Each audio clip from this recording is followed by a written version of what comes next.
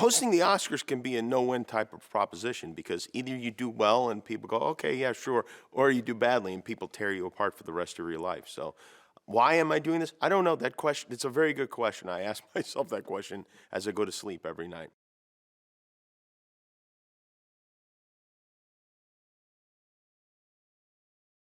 I don't think of this as my first time hosting the Oscars. I think of this as my last time hosting the Oscars. And of course, I want to do well.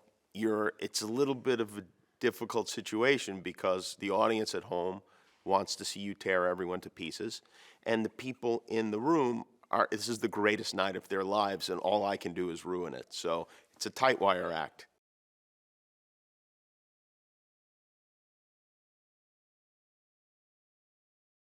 Everyone focuses on the length of the show, and if the shows go too long, and I don't know exactly what the proper length is. I know that they plan to go long, which means technically they're not going long, but I think you want the show to move at a brisk pace. I think you want a host who's commenting on things as they happen, and maybe a pizza comes to your door.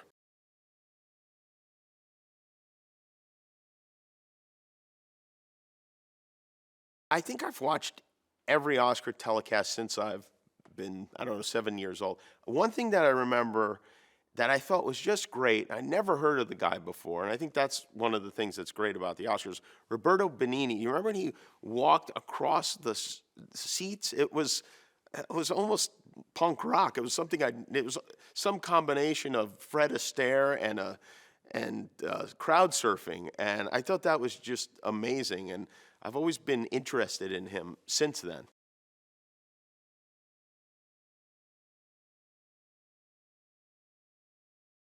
For me, I love comedy and I love comedians, and over the years, some of the great hosts, Steve Martin, Billy Crystal, David Letterman. So to be included in this group is, Ellen DeGeneres and Chris Rock is humbling. It really is, and it's something that very few comics get the opportunity to do, and for me, that's very exciting.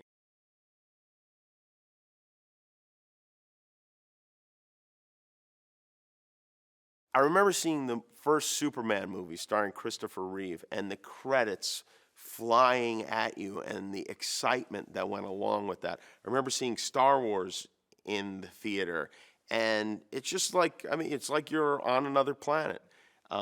It was so unbelievable. I remember my Uncle Frank took me and my cousin Ann to see Star Wars.